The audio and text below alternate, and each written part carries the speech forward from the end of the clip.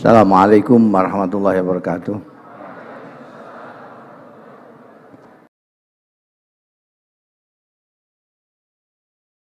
Alhamdulillahi rabbil alamin. Wassalatu wassalamu ala asrafil anbiya'i wal mursalin Sayyidina wa maulana Muhammadin wa ala alihi wa sahbihi ajma'in, amma ba'd.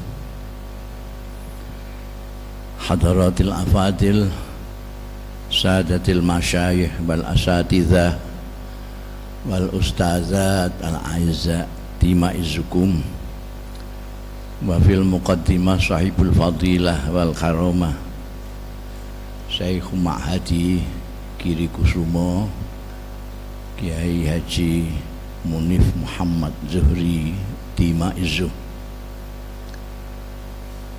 para tokoh masyarakat, tokoh pendidikan, tokoh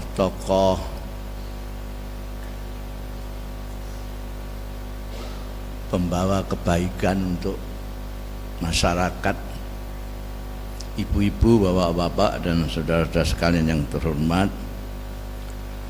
Pertama-tama saya harus memanjatkan puji syukur kehadirat Allah Subhanahu wa Ta'ala yang telah memperkenankan saya pada malam hari ini sowan di Giri Kusumo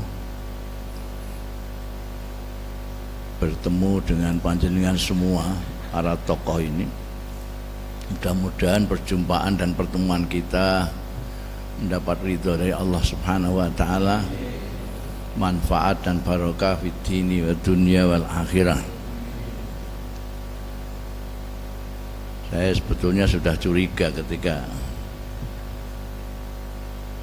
diminta untuk memberikan mau'idhah hasanah, karena biasanya saya diundang mau'idhah hasanah yang dison-dison itu ya mau'idhah hasanah gitu aja. Ini ada temanya. Wah, ini aku curiga ya. Iki mau'idhah hasanah kok ono temane. Mesti luar biasa. Betul ternyata. Audiennya juga berbeda, temanya saja medeni wong. Menyegarkan kemanusiaan, rasa kemanusiaan di tengah problematika kebangsaan. Saya mikir, wong aku menuso, aku bangsa Indonesia kok kon bakas menuso problematika bangsaku. Dan menurut saya rada unik ini. Jadi menurut saya kalau ada keresahan terutama dari Kiai Munif dan bapak-bapak sekalian tentang kondisi terutama di Indonesia ini, saya kira ya karena kurang bersyukur menurut saya ini ya. Dan memang syukur itu memerlukan, menghajatkan, mengharuskan adanya kesadaran, adanya anugerah. Mereka yang tidak menyadari adanya kenikmatan, adanya anugerah, tidak akan syukur. Kita jarang atau bahkan sama tidak ada yang mensyukuri kita diberi anugerah bernapas oleh Allah Subhanahu wa Ta'ala. Baru ketika sesak napas baru kita menyadari kalau itu ternyata anugerah yang besar dari Allah Subhanahu wa Ta'ala. Kita lihat saja, banyak sekali umat kita yang syukuran sampai 2 kali ketika haji. Sebelum haji syukuran, pulang haji syukuran lah. Tapi dia belum pernah mendengar ada orang syukuran karena sholat. Padahal sama-sama rukunnya itu. Kenapa? Karena banyak yang tidak menyadari bahwa sholat itu juga anugerah yang luar biasa dari Allah Subhanahu wa Ta'ala. Ada, ini mungkin agak nyerempet-nyerempet dengan tema ya. anugerah yang paling besar yang jarang atau bahkan tidak kita syukuri adalah kita diciptakan oleh Allah sebagai manusia. Allah menciptakan makhluknya ini, ada yang tidak bisa apa-apa, berpikir tidak bisa, berperasaan tidak bisa, menyatakan perasaan tidak bisa, menyatakan pikiran tidak bisa apa-apa, kayak batu, pasir dan lain sebagainya. Ada yang lebih daripada ini, meningkat sedikit, tanam-tanaman. Tanam-tanaman itu bisa merasa, bisa berpikir, tapi kita tidak tahu karena mereka, tanaman-tanaman, tumbuh-tumbuhan itu tidak dapat mengekspresikan pikiran dan perasaan. Kalau Anda ingin mencoba, silahkan, ada tanaman mangga atau apa, tidak ada hujan, tidak ada angin, pacoi saja semau. Nanti dia tidak akan berbunga dan tidak berbuah, sebagai protes dari kelakuan kita yang menganiaya dia. Yang lebih tinggi lagi dari itu adalah binatang. Binatang bisa berpikir, bisa berperasaan, bisa mengekspresikan, tapi tidak sempurna mengekspresikannya. Kalau kita lihat ada kambing, induknya disembelih, anaknya embek-embek, itu sebetulnya dia kok kejam sekali. Sebetulnya dia akan mengatakan begitu, tapi kita tidak paham karena dia menderita, senang, gembira, susah, ya embek terus. Kemudian makhluk Allah yang paling sempurna adalah manusia. Kita tidak hanya diberi pikiran, kita diberi perasaan, kita diberi nurani, kita bisa merasa. Jadi malaqad karramna bani Adam, dan dilebihkan dari yang lain, itu kita manusia. Bahkan ada yang menyebutkan, ulama yang menyebutkan bahwa Al-Quran itu sebetulnya adalah kitab manusia, karena menyebut insan saja tidak kurang dari 63 di dalam surat Al-Quran. Yang biasa buka-buka Quran, silakan, Al-Insan 63. Yang pertama, datangnya ayat pertama kali itu sudah menyebut insan. Alamal insan malam ya'lam, tentang ilmu pengetahuan, tentang pendidikan dimulai dari insan. Kalau jamaknya An-Nas malah lebih banyak lagi, itu sampai 240 kali disebutkan dalam Al-Quran. Di surat An-Nas saja sudah berapa kali itu? Qul a'udzu birabbin nas, malikin nas, ilahin nas, min syarril waswasil khannas, minal jinnati wan nas. Manusia. Dan lebih bersyukur lagi bahwa Allah Ta'ala menurunkan utusan yang menjadi panutan kita. Manusia terakhir ini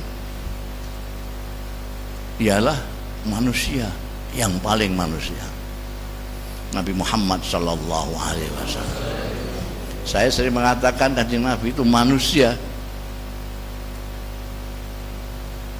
tidak sekedar manusia, manusia yang mengerti manusia, manusia yang mengerti manusia dan memanusiakan manusia. Banyak pemimpin yang kelihatannya manusia, tapi tidak ngerti manusia, tidak ngerti manusia. Dianggapnya semua orang belum menjadi manusia sebelum sama dengan dirinya. Kalau dia ahli zikir,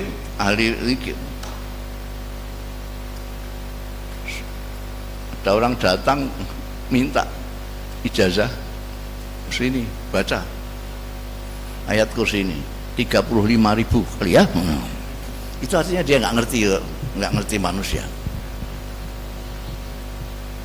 Beliau ya enak saja itu baca 35.000, tapi ini baca Fatihah saja masih gerotal-gerotal. Ada yang ngerti manusia tapi tidak memanusiakan manusia. Kanjeng Nabi Muhammad Sallallahu Alaihi Wasallam, saya sampai berani mengatakan bahwa kalau kita ini tetap menjaga kemanusiaan kita, maka kita tidak terlalu sulit sama sekali beragama Islam. Kita menjadi sulit karena kita tidak begitu manusia, itu soalnya. Apa setengah buaya?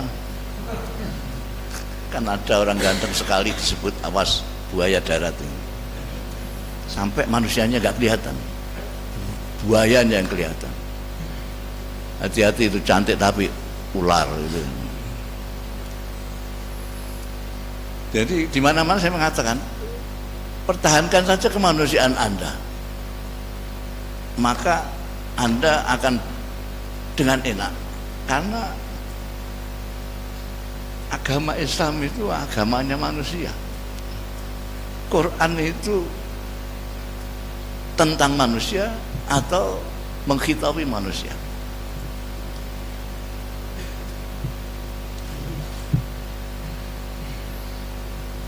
Manusia artinya umumnya manusia.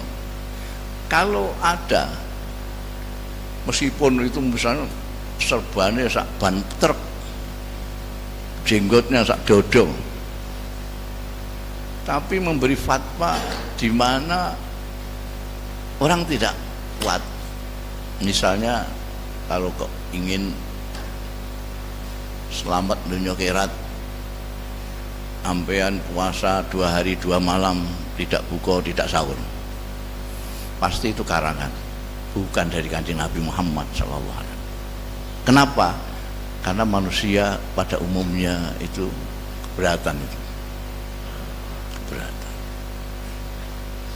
Apa yang diperintahkan Al-Quran itu sebetulnya adalah apa istilahnya? Itu sudah lagiannya manusia gitu, sudah. Manusia ya begitu itu. Menghormati orang tua itu harus manusia sepenuhnya. Kalau tidak gitu ya pitik. Menyayangi yang 6 itu juga sudah lagiannya manusia. Baik dengan istri, baik dengan suami, itu lagiannya manusia. Lah ngapain dilamar-lamar sendiri? Yang dilamar yang mau sendiri. Kok ditaboi? Ini manusia tahu orang. Tetangga, baik dengan tetangga, sudah wajarnya manusia sebegitu itu. Nyembah kepada Tuhan sudah sewajarnya. Kalau menyembah kepada makhluk itu yang tidak wajar, makanya disebut zalim. Jadi tidak wajar. Nah, permasalahannya kadang-kadang kita itu ya tidak bersyukur bahwa kita diciptakan oleh Allah itu sebagai manusia dan dipimpin oleh pemimpin tertinggi kita yang manusia. Terus cari-cari yang lain, terus bikin sendiri. Ini sudah dibikin oleh Tuhan, gampang untuk manusia karena agama itu bukan untuk Allah tapi untuk manusia. Sudah dibikin sesuai dengan pengetahuan Allah Ta'ala tentang manusia yang ciptaan sendiri. Ini ada yang memberat-beratkan. Sampai adanya aliran ahli sunnah wal jamaah itu karena ada orang yang kepingin kesana, kepingin kesini, kepingin tidak iktidal, kepingin tidak tawasul. Maka ulama-ulama ahli sunnah wal jamaah itu menjelaskan dan menempatkan, mendudukkan kembali bahwa kita itu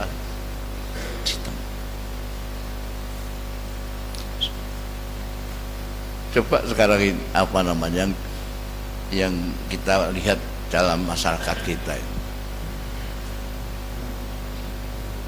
Bangsa Indonesia ini konon kabarnya mayoritas umat Islam. Umat Islam. Jadi kalau Indonesia ini terpuruk, yang paling bertanggung jawab orang Islam lah. Yang paling bertanggung jawab adalah kiai-kiai dan rektor-rektor Islam. Tapi kalau Indonesia ini bagus, maka yang paling harus bersyukur pertama kali adalah mereka-mereka umat Islam. Nah, sayangnya para pendidik-pendidik itu sama dengan pemaham-pemaham Islam yang hanya berkutat memfokuskan diri kepada teks saja dan nas-nas saja.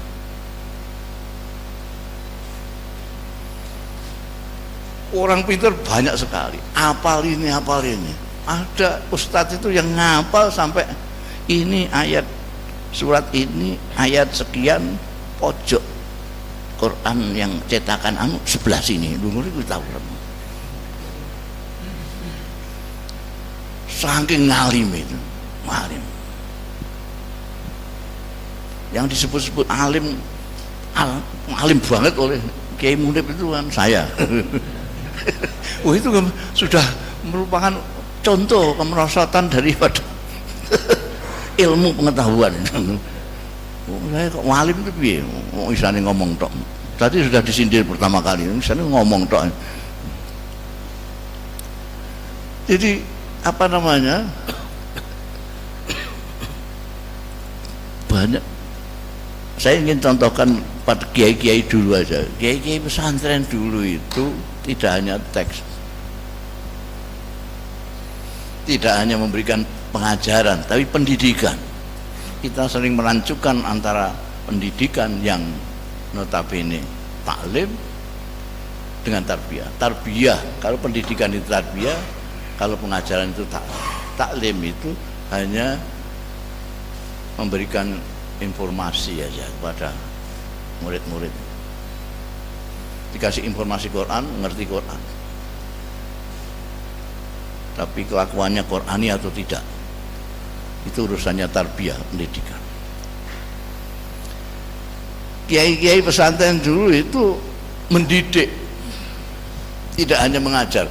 Bahkan dulu itu mengajarnya buruk sekali, tidak pakai metode didaktik.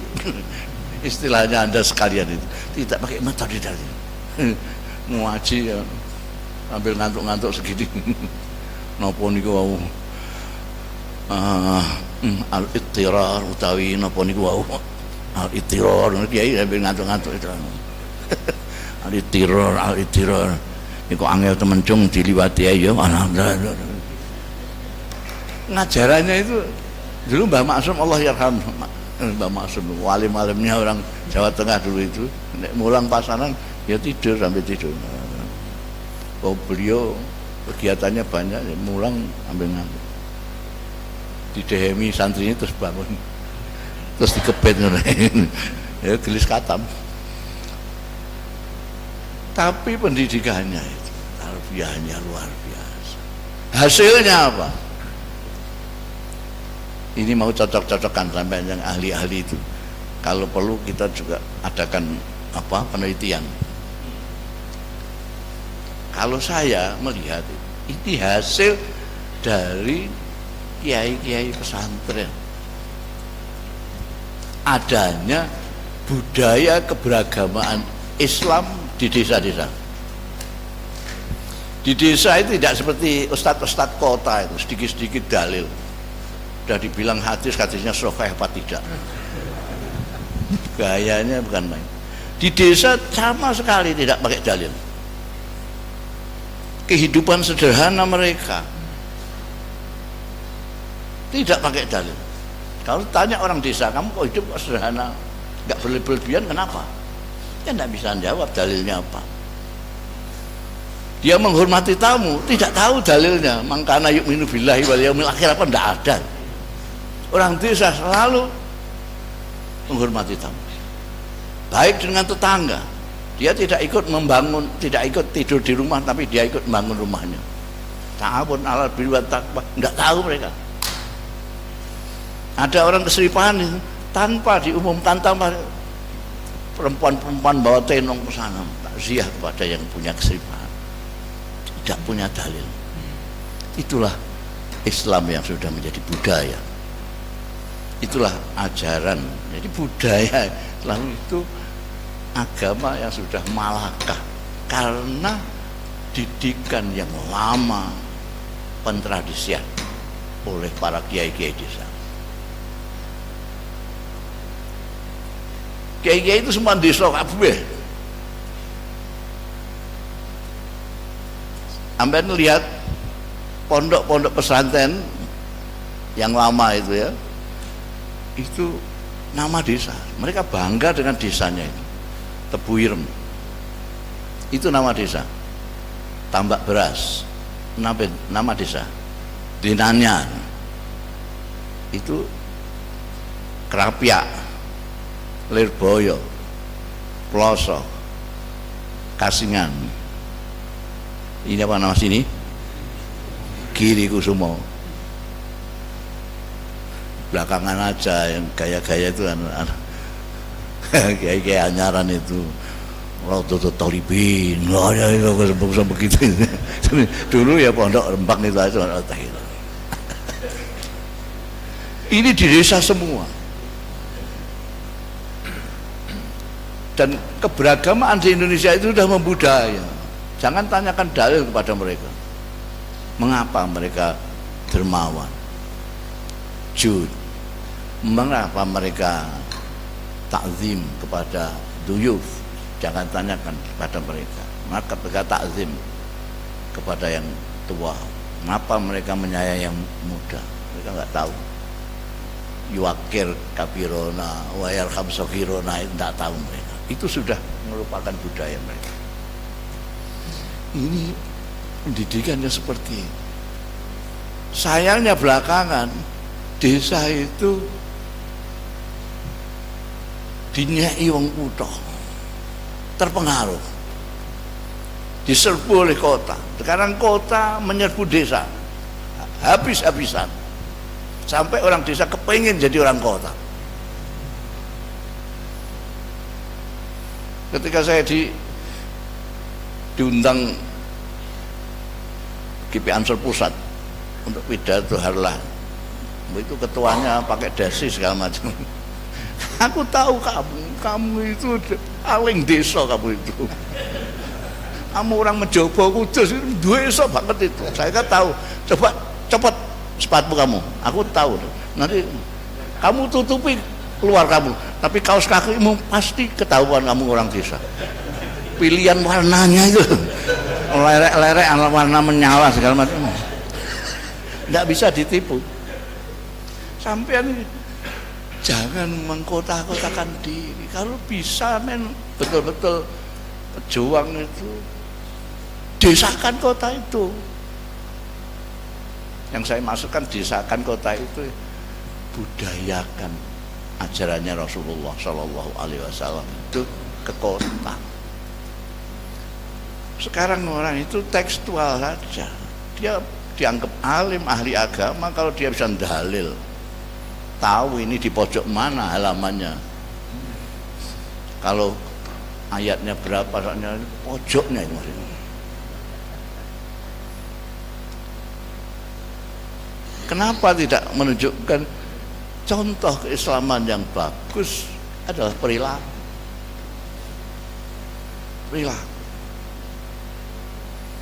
Dan itu kita kalah ini. Sekarang ini kalah karena desa sudah dijajah oleh kota dan orang desa menyerah. Kota itu selalu menyerap dari luar karena dia pintu daripada luar yang ke dalam. Mode apa saja, baik dari barat itu datangnya ke kota. desa paling akhir. Ketika ada The Beatles gondrong, kelihatan kok gua gagah ganteng-ganteng. Orang Jakarta pertama kali gondrong itu. Baru Semarang gondrong. Baru Merangken, baru Giri Kusumo. Ketika Giri Kusumo baru mulai gondrong, model di Jakarta sudah pang. Itu yang Gundo separuh sini yang. Lalu Semarang pang, Surabaya pang itu. Jakarta kalungan, Semarang kalungan, Merangken kalungan, Giri Kusumo baru kalungan, sana sudah ceplikan. Giri Kusumo ikut ceplikan, sana sudah hidup sudah diketahui. Jadi kota paling semua. Jadi kalau model-model keberagamaan juga dimulai dari sana. Padahal kita punya model yang sudah bagus, yaitu di desa. Mari kita buka lah kitabnya, kita buka sirah Rasul Shallallahu Alaihi Wasallam. Terus kita contohkan ini orang desa, ini orang kota. Coba perilakunya sih pakai cermin itu, jangan pakai cermin yang lain.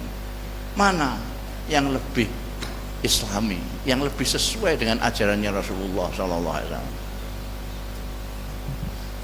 Bukan karena itu, ini sekarang, dan itu orang kota punya cara, yang orang desa masih gagap dengan cara itu,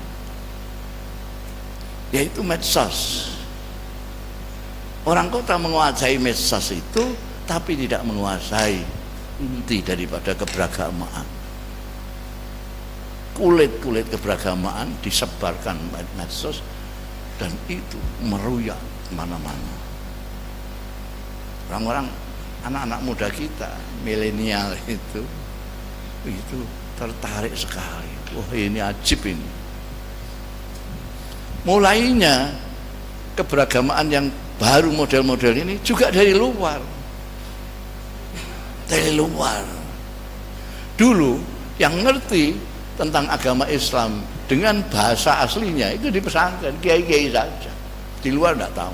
Kampus-kampus enggak ngerti bahasa Arab. Yang ngerti bahasa Arab, meskipun kiai-kiai tidak bisa bahasa Arab secara lisan, tahadus, tapi beliau bukan itu tujuannya. Kiai-kiai bukan tujuannya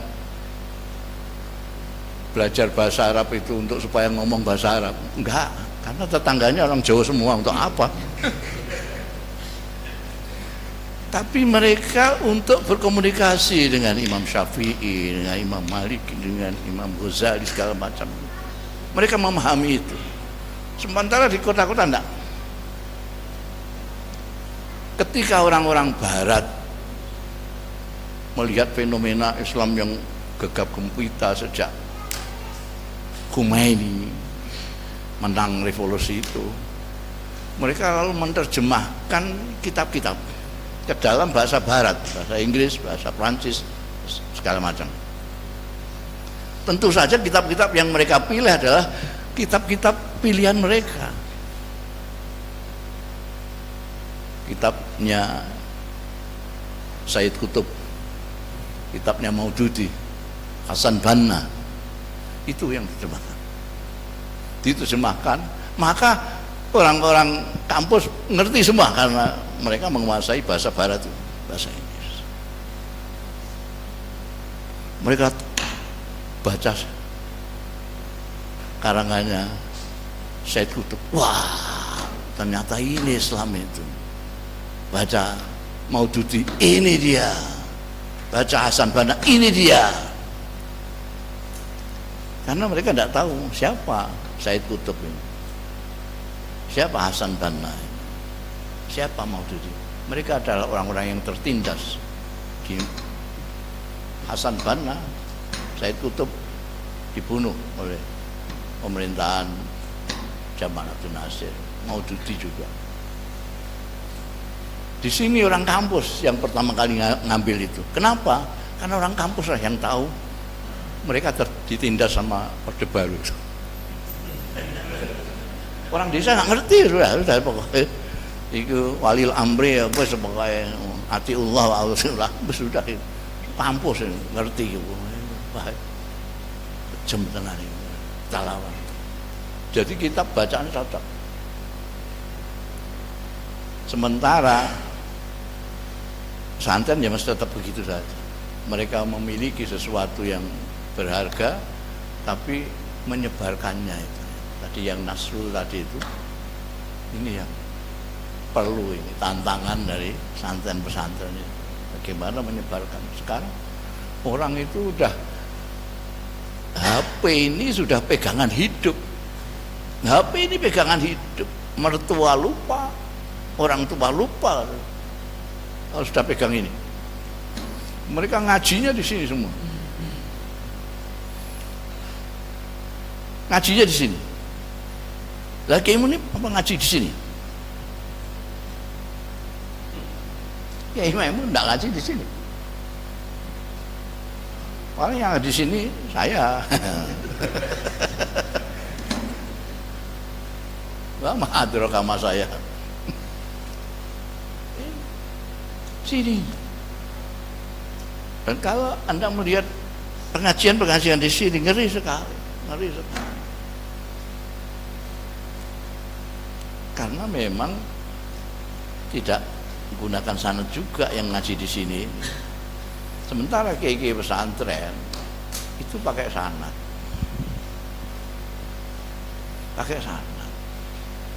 Jadi Kiai Munib dari mana? Minimal dari Kiai Muhammad Zuhri. Kiai Muhammad Zuhri dari mana? Minimal dari Kiai Khalil bin Harun. Kiai Khalil bin Harun dari mana? Minimal dari Kiai Harun. Terus sampai ke Syekh Umar Hamdan, Syekh Saleh, segala macam nanti ke Rasulullah Shallallahu Alaihi Wasallam. Karena itu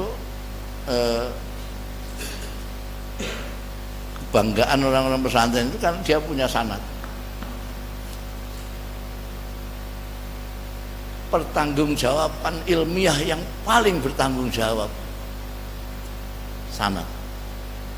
Tidak hanya dipertanggungjawabkan di hadapan manusia, tapi di hadapan Tuhan yaumul hisab.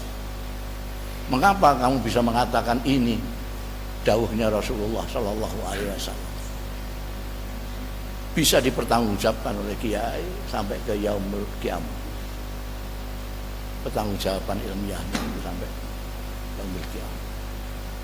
Tapi ya itu di dalam nasrul penyebarannya kalah dengan cara-cara mereka. Ketika saya mengatakan ini salah, jawabannya orang milenial, kalau salah kok banyak pengikutnya gitu. Kalau ini tidak benar, kenapa followernya banyak sekali? Ya saya jawab ngawur juga. Di dalam Al-Quran itu disebutkan wa fauqa kulli dzi ilmin alim. Di atas orang yang alim masih ada yang alim, pasti. Jadi jangan sombong kamu kalau ngalim. Di atasmu masih ada yang alim. Wa fauqa kulli dzi ilmin alim. Itu kata Quran.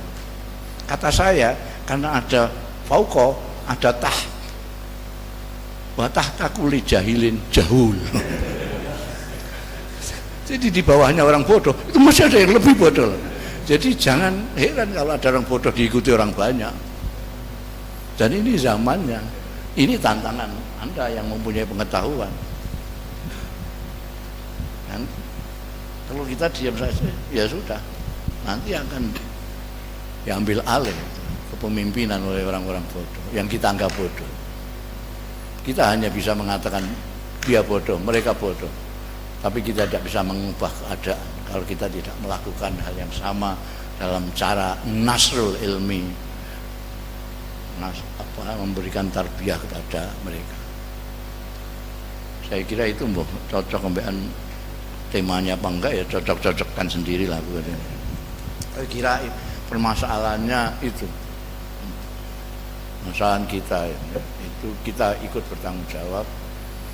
Yang memiliki ilmu bersanad ini sangat-sangat bertanggung jawab kalau sampai kalah dengan ilmu-ilmu cuplikan dan cuplikan sini tanpa sanad dari Rasulullah Shallallahu Alaihi Wasallam. Ini kok oke, ampun kamu ya. Saya kira itu, dan apa namanya, saya mohon maaf kalau dulu marah-marah. Ketika saya mundur dari itu beliau marah.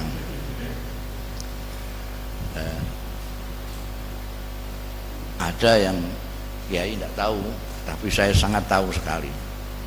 Jadi ada yang jenengan tidak tahu sama sekali, saya tahu sekali. Yaitu bahwa saya itu tidak pantas jadi rais. Jadi yang saya tahu persis itu. Jenengan tidak tahu, tapi saya tahu persis.